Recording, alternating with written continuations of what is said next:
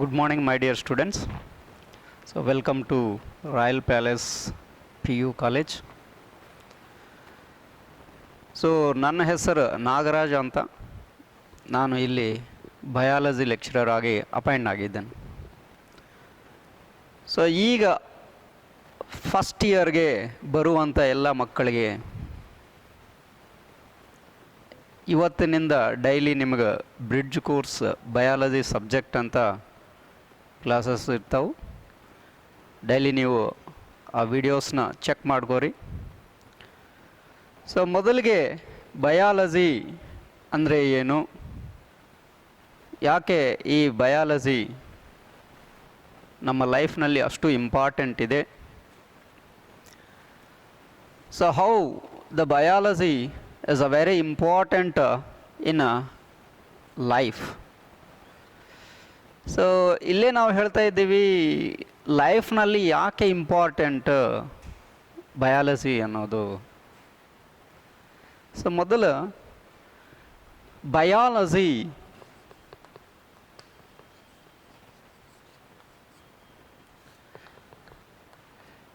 Already ನಾವು 6th ಸ್ಟ್ಯಾಂಡರ್ಡ್ನಿಂದ ಹಿಡ್ಕೊಂಡು 7th standard, 8th standard, 9th standard, 10th standard ಇಲ್ಲಿ ತನಕ ಆ ಬಯಾಲಜಿ ಅನ್ನೋದು ನಮಗೆ ಪರಿಚಯ ಆಗಿದೆ. ವಿಜ್ಞಾನ ಶಾಸ್ತ್ರ, ಜೀವಶಾಸ್ತ್ರ ಅಂತ biology. So while you have to observe from that 6th standard to till that 10th standard, SSLC ಬರೋ ತನಕ ನಮಗೆ ಬಯಾಲಜಿ ಸಬ್ಜೆಕ್ಟ್ ಅನ್ನೋದು ಪರಿಚಯ ಆಗಿರುತ್ತದೆ. ಆದರೆ ಈ ಬಯಾಲಜಿ ಅಂದರೆ ಏನು? First the definition of biology. What is mean by biology? Why should we study biology? So here one thing we have to remember, biology is a one of the subject in science like mathematics, like physics. These are the subjects like mathematics, physics, chemistry, biology, and along with that all subjects are included in science. But when it comes to the biology, it's a very important along with all subjects. Every subject has its own priority. ಪ್ರತಿ ಒಂದು ಸಬ್ಜೆಕ್ಟ್ಗೇನು ಅದರ ಪ್ರಾಮುಖ್ಯತೆ ಇದೆ. ಈಗ biology, first ಈ biology ಅಂದರೆ ಏನು? ಈ ವರ್ಡ್, ಈ ಒಂದು ಪದ ಎಲ್ಲಿಂದ ಬಂದಿದೆ ಅದರ ಬಗ್ಗೆ ನಾವು ಇವತ್ತಿನ ಕ್ಲಾಸ್ನಲ್ಲಿ ಅಬ್ಸರ್ವ್ ಮಾಡೋಣ. ಮೊದಲಿಗೆ ಬಯಾಲಜಿ ಅಂದರೆ ಇದು ಎರಡು ಪದಗಳ ಕಾಂಬಿನೇಷನ್. ಇಲ್ಲಿ ಬಯೋಸ್ ಅಂತ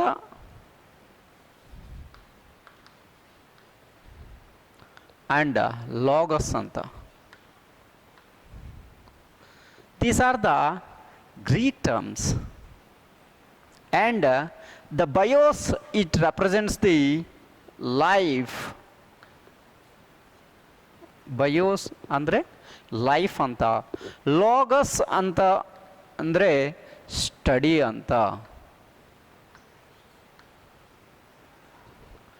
ದ ಲಾಗಸ್ ಅಂದರೆ study. So definition of biology is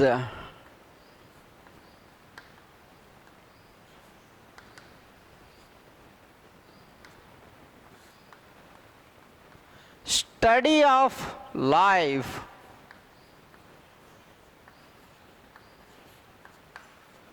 study of life or study of living beings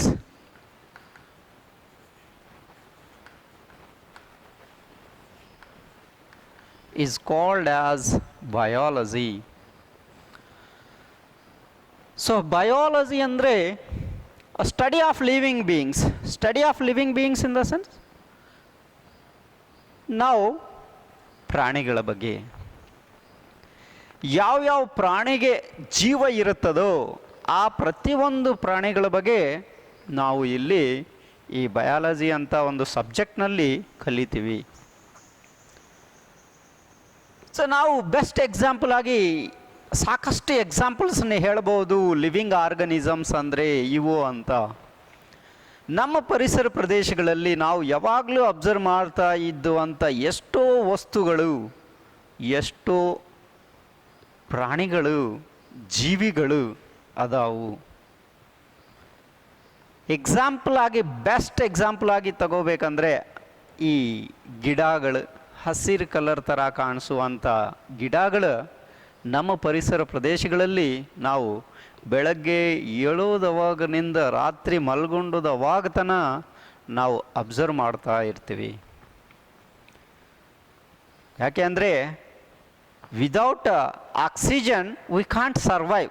such A wonderful gas is produced and released by the greenery plants. All such type of the plants are having a life. ಅವ್ರಿಗೆ ಪ್ರಾಣ ಇರುತ್ತದೆ. Like in the other organisms, ಅದರ ಜೊತೆಗೆ ಈ ಸಸಿಗಳು ಮತ್ತು ಗಿಡಗಳು, ಅದರ ಜೊತೆಗೆ ನಾವು ಸಾಕಷ್ಟು ಪ್ರಾಣಿಗಳನ್ನು ನಮ್ಮ ಜೋಡಿ ಇರ್ತವೆ. ಬೆಸ್ಟ್ ಎಕ್ಸಾಂಪಲ್ ಹೇಳಬೇಕಂದ್ರೆ ನಮ್ಮ ಮನ್ಯಾಗ ಇದ್ದುವಂಥ ಒಂದು ನಾಯಿ ಇರಲಿ, ಅಥವಾ ಒಂದು ಬೆಕ್ಕು ಇರಲಿ, ಅಥವಾ ಎಲಿ ಇರಲಿ. Like all these also the animals which are very familiar to our human life. Along with that, like the milk producing cow, goat, sheep, buffaloes, like these kind of the organisms also present in human welfare. ಅಂದರೆ ನಮ್ಮ ಜೋಡಿನೇ ಬೇರೆ ಬೇರೆ ಪ್ರಾಣಿಗಳು, ಆಕಳು ಇರಲಿ, ಎಮ್ಮೆ ಇರಲಿ, ಈ ಥರ ಎಷ್ಟೋ ಪ್ರಾಣಿಗಳು, ಕತ್ತೆ, ಮಂಗ್ಯ, ಈ ಥರ ಎಷ್ಟೋ ಪ್ರಾಣಿಗಳು ನಮ್ಮ ಆವರಣದಲ್ಲಿ ಅದಾವು. That's are the best examples for the animals. Apart from these, ಇವು ಬಿಟ್ಟು ಬೇರೆ ಏನನ್ನ ಅದಾವ ಲಿವಿಂಗ್ ಬೀಯಿಂಗ್ಸ್ ಅಂತ ನಾವು ಹೇಳ್ತಾ ಇದ್ದೀವಿ. ಆ ಲಿವಿಂಗ್ ಬೀಯಿಂಗ್ಸ್ನಲ್ಲಿ ಇವು ಬಿಟ್ಟು ಬೇರೆ ಏನನ್ನ ಅದಾವ ಅಂದರೆ ಬೇರೆ ಪ್ರಾಣಿಗಳು ಅದಾವು. ಕೆಲವೊಂದು ಪ್ರಾಣಿಗಳು ಕಣ್ಣಿಗೆ ಕಾಣಿಸ್ತಾವು ಮತ್ತು ಕೆಲವೊಂದು ಪ್ರಾಣಿಗಳು ಕಣ್ಣಿಗೆ ಕಾಣಿಸೋದಿಲ್ಲ. ಅಂಥ ಚಿಕ್ಕ ಪ್ರಾಣಿನಿಂದ ಹಿಡ್ಕೊಂಡು ಭಾಳಷ್ಟು ದೊಡ್ಡ ಪ್ರಾಣಿಗಳ ತನ ಸಮುದ್ರನಲ್ಲಿ, ಸಾಗರನಲ್ಲಿ ಇದ್ದುವಂಥ ದೊಡ್ಡ ದೊಡ್ಡ ಶಾರ್ಕ್ ಇಂಥ ಮೀನುಗಳು ಇರಲಿ, ಬ್ಲೂ ವೇಲ್ಸ್ ಅಂತ ಆ್ಯಮೆಲ್ಸ್ ಇರಲಿ, ಇಂಥ ಆರ್ಗನಿಸಮ್ಸ್ನ ನಾವು ಆ್ಯನಿಮಲ್ಸ್ಗೆ ಎಕ್ಸಾಂಪಲ್ ಆಗಿ ಹೇಳ್ಬೋದು. ಜೊತೆಗೆ ಕ್ರಿಮಿಕೀಟಕಗಳು, ಇನ್ಸೆಕ್ಟ್ಸ್ ಅಂತ ಕರೀತಾರೆ. ಅವು ಕಾಕ್ರೋಚಸ್ ಇರಲಿ, ಅಥವಾ ant or the spiders, like many of the insects also living beings. According to that, the study of life in the sense the organism which is have life. ಯಾವ ಜೀವಿಗೆ ಪ್ರಾಣ ಇರುತ್ತದೋ ಅಂಥ ಪ್ರತಿಯೊಂದು ಪ್ರಾಣಿಗಳ ಬಗ್ಗೆ ಓದೋದನ್ನೇ ಬಯಾಲಜಿ ಅಂತ ಹೇಳ್ತಾರೆ. ಸೊ ಇದು ಒಂದು ಗ್ರೀಕ್ ಲ್ಯಾಂಗ್ವೇಜ್ನಿಂದ ಬಂದಿರುವಂಥ ಪದ. ಈ ಪದಕ್ಕೆ ಅರ್ಥ ಏನು ಅಂದರೆ ಈ ಸ್ಟಡಿ ಆಫ್ ದಿ ಲೈಫ್ ಅಂತ. ಆದರೆ ನಾವು ಈ ಲೈಫ್ ಇದ್ದು ಆರ್ಗನಿಸಮ್ಸ್ನ ಎಕ್ಸಾಂಪಲ್ ಆಗಿ ಹೇಳಬೇಕಂದ್ರೆ what are the examples for the living beings? Living ಬೀಯಿಂಗ್ಸ್ಗೆ ಎಕ್ಸಾಂಪಲ್ ಆಗಿ ಹೇಳಬೇಕಂದ್ರೆ one, it is the plants. ಎಲ್ಲ ಗಿಡಗಳು ಮತ್ತು ಸಸಿಗಳು. Then animals,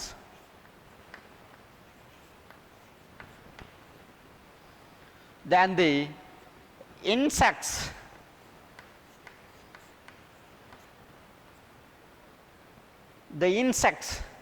and the monerans ಅಂದರೆ ಬ್ಯಾಕ್ಟೀರಿಯಾಗಳು,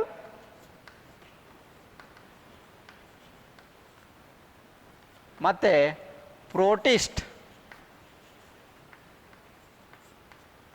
ಪ್ರೋಟಿಸ್ಟಾ ರಾಜ್ಯ ಸಂಬಂಧಪಟ್ಟಿರೋದು ಜೀವಿಗಳು, ಆ್ಯಂಡ್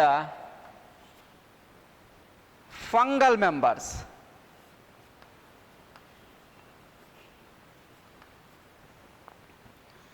ಸೊ ಇಂಥ ಎಲ್ಲ ಪ್ರಾಣಿಗಳ ಬಗ್ಗೆ ಓದೋದೋನು, ಅದರ ಬಗ್ಗೆ ತಿಳ್ಕೊಂಡೋದೋನು ಏನಂತಾರಂದರೆ ಈ ಒಂದು ಬಯಾಲಜಿ ಅಂತ ಕರೀತಾರೆ.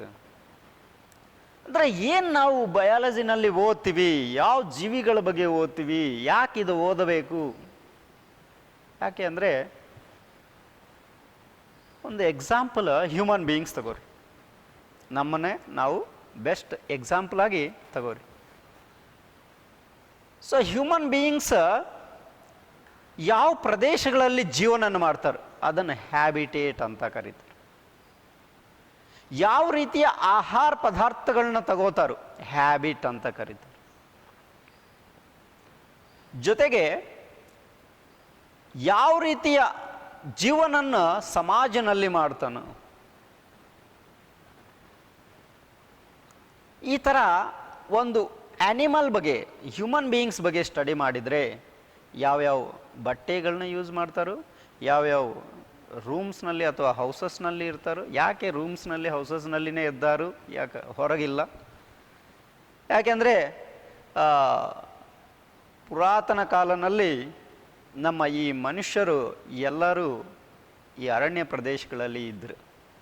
ಆದರೆ ಹೆಂಗೆ ಸಂಸ್ಕೃತಿ ಡೆವಲಪ್ ಆಯಿತೋ ಆ ಥರನೇ ಅವ್ರಿಗೆ ಬೇಕಾಗಿರುವಂಥ ಮನೆ, ಬಟ್ಟೆಗಳು, ಆಹಾರ ಪದಾರ್ಥಗಳು, ಇಂಥ ಇಂಪಾರ್ಟೆಂಟ್ ಥಿಂಗ್ಸನ್ನು ಅವರೇ ತಯಾರು ಮಾಡಿಕೊಂಡು ಒಂದು ಕಲ್ಚರ್ನ ತಯಾರು ಮಾಡಿಕೊಟ್ರು. ಸೊ ಅದನ್ನೇ ನಾವು ಸಾವಿರಾರು ವರ್ಷಗಳು ಫಾಲೋ ಮಾಡ್ಕೋತ ಬರ್ತಾ ಇದ್ದೀವಿ. ಮುಂದಿನ ಜನ್ರೇಷನ್ನಲ್ಲಿನೂ ಅವರು ಇದನ್ನೇ ಫಾಲೋ ಮಾಡ್ಕೋತ ಹೋಗ್ತಾರೆ. So like human it is ಇದು ಅಂದರೆ ನಾವು ಜಸ್ಟ್ ಮಾರ್ಫಾಲಜಿನ ಅದರ ಹೆಂಗೆ ಇದೆ ಎಕ್ಸ್ಟರ್ನಲ್ ಮಾತ್ರ ನೋಡ್ತಾ ಇದ್ದೀವಿ, ಅವ್ರು ಏನೇನು ಮಾಡ್ತಾ ಇದ್ದರು, ಹೆಂಗೆ ಮಾಡ್ತಾ ಇದ್ದರು. ಬಟ್ ಅವ್ರ ಬಗ್ಗೆ ಮನುಷ್ಯ ಹೆಂಗೆ ಹುಟ್ಟಿದ್ದಾನೆ, ಅವ್ರ ಬಾಡಿನಲ್ಲಿ ಏನೇನು ಆರ್ಗಾನ್ಸ್ ಅದಾವು, ಈ ಆರ್ಗಾನ್ಸ್ ಏನೇನು ಫಂಕ್ಷನ್ ಮಾಡುತ್ತವು. ಆರ್ಗಾನ್ ಅಂದರೆ ಕಣ್ಣು ಏನು ಫಂಕ್ಷನ್ ಮಾಡುತ್ತದೆ, ನೋಡೋದು. ಜೊತೆಗೆ ಈ ನೋಸ್ ಏನು ಫಂಕ್ಷನ್ ಮಾಡುತ್ತದೆ, smelling, sweet beer smell, good smell, jasmine flower smell, good flower smell, ಈ ಥರ ಗುಡ್ ಫ್ರ್ಯಾಗ್ನೆನ್ಸನ್ನು, ಸ್ಮೆಲ್ನ ಐಡೆಂಟಿಫೈ ಮಾಡೋದಕ್ಕೋಸ್ಕರ ನಮ್ಮ ನೋಸ್ ಅಂತ ಆರ್ಗಾನ್ ಹೆಲ್ಪ್ ಆಗ್ತದೆ. ಜೊತೆಗೆ ಬಾಯಿ ಆಹಾರ ಪದಾರ್ಥಗಳನ್ನ ತಿನ್ನೋದಕ್ಕೋಸ್ಕರ ಹೆಲ್ಪ್ ಮಾಡ್ತದೆ. ಮತ್ತು ಇಯರ್ಸ್, ಇವು ಏನು ಫಂಕ್ಷನ್ ಮಾಡ್ತಾವೆ ಅಂದರೆ ಶಬ್ದನ್ನು ಕೇಳಿಸ್ಕೊಂಡೋದು. Whatever the sound it may be, suddenly some roaring of the lions, the sound it is occur. ಸಿಂಹ ಕೆಚ್ಚುವಂಥ ಶಬ್ದ ಬಂದರೆ ಆಟೋಮೆಟಿಕ್ಕಾಗಿ ನಮ್ಮ ಬಾಡಿ ಅಲರ್ಟ್ ಆಗ್ತದೆ. ಯಾಕೆಂದರೆ ಭಯ. ಆಗ ಏನು ಮಾಡ್ತಂದರೆ ನಿಜವಾಗ್ಲೂ ಇದ್ದರೆ. But such kind of the sounds can be heard through the help of ears. And with respect to all these functions, the body movements will be occur. During the time of eating food material, the mouth is working, ಬಾಯಿ open ಮಾಡಬೇಕು, ಈ ಕೈ work ಆಗಬೇಕು, ಆಹಾರ ಪದಾರ್ಥನ ತಗೊಂಡು ತಿನ್ನಬೇಕು. ಈ ಥರ ಪ್ರತಿಯೊಂದು ಆರ್ಗನ್ ನಮ್ಮ ಬಾಡಿನಲ್ಲಿ ಇದ್ದವು ಕೋಆರ್ಡಿನೇಷನ್ ಮಾಡ್ಕೋತಾವೆ. ಒಂದು ಆರ್ಗನ್ನಿಂದ ಮತ್ತೊಂದು ಆರ್ಗನ್ಗೆ, ಮತ್ತೊಂದು ಆರ್ಗನ್ನಿಂದ ಮತ್ತೊಂದು ಆರ್ಗನ್ಗೆ ಕೋಆರ್ಡಿನೇಷನ್ ಮಾಡ್ಕೋತಾವೆ. ಈ ಕೋಆರ್ಡಿನೇಷನ್ನ ಎಲ್ಲ ಕಂಟ್ರೋಲ್ ಮಾಡೋದು ಏನು ಅಂದರೆ ನಮ್ಮ ಸೆಂಟ್ರಲ್ ನರ್ವಸ್ ಸಿಸ್ಟಮ್ ಬ್ರೈನ್ ಅಂತ. ಈ ಬ್ರೈನ್ ಇದನ್ನು ಕಂಟ್ರೋಲ್ ಮಾಡುತ್ತದೆ. ಹಾಗಾಗಿ ನಾವು ಬಯಾಲಜಿನಲ್ಲಿ ಎಲ್ಲ ಈ ರೀತಿಯ ಇನ್ಫಾರ್ಮೇಷನ್ನ, ಯಾವ ಪ್ರಾಣಿಗಳದಾವು, ಹೆಂಗೆ ಜೀವನವನ್ನು ಮಾಡ್ತಾ ಇದಾವು, ಯಾವ ರೀತಿ ಅದರ ಪ್ರಾಣಿಗಳನ್ನ ತಯಾರು ಮಾಡಿಸ್ತಾ ಇದಾವು, ಚಿಕ್ಕ ಪ್ರಾಣಿಗಳನ್ನ ಹೆಂಗೆ ತಯಾರು ಮಾಡಿಸ್ತಾ ಇದಾವು, ಅದ್ರ ಶರೀರಾಗ ಏನೇನು ಚೇಂಜಸ್ ನಡೀತಾ ಇದ್ದವು, ಈ ರೀತಿಯ ಪ್ರತಿಯೊಂದು ಇನ್ಫಾರ್ಮೇಷನ್ನ ನಾವು ಈ ಒಂದು ಬಯಾಲಜಿ ಅಂತ ಸಬ್ಜೆಕ್ಟ್ನಲ್ಲಿ ಕಲಿತೀವಿ. ಸರ್, ನೀವು ಎಷ್ಟೋ ಮಂದಿ ಕನ್ನಡ ಮೀಡಿಯಮ್ನಿಂದನೂ ಬಂದಿರ್ಬೋದು ಅಥವಾ ಇಂಗ್ಲೀಷ್ ಮೀಡಿಯಮ್ನಿಂದನೂ ಬಂದಿರ್ಬೋದು. ಆದರೆ ಮೀಡಿಯಮ್ ಅನ್ನೋದು ನಿಮಗೆ ಪ್ರಾಬ್ಲಮ್ ಆಗೋದಿಲ್ಲ. ಬರೀ 1 ತಿಂಗಳಷ್ಟೇ ನಿಮಗೆ ಪ್ರಾಬ್ಲಮ್ ಆಕತ್ತದ. ಆದ ನಂತರ ನೀವು ಆರಾಮಾಗಿ ಇಂಗ್ಲೀಷನ್ನು ಕಲಿತೀರಿ. ಒಂದು ಸಲ ಇಂಗ್ಲೀಷ್ನ ಕಲಿದಿದ್ದು ಸ್ಟಾರ್ಟ್ ಮಾಡಿದರೆ ಕನ್ನಡದ ಹತ್ರ ಇನ್ನೂ ಈಸಿಯಾಗಿರುತ್ತದೆ, ಸರಳವಾಗಿರುತ್ತದೆ. ಆಗ ಬರೆಯೋದು ಇರಲಿ ಅಥವಾ ಕಲಿಯೋದು ಇರಲಿ, ಇದು ಭಾಳ ಈಸಿ ಆಗ್ತದ ಇಂಗ್ಲೀಷ್ ಅಂತ. So thank you for watching these online class. Thank you.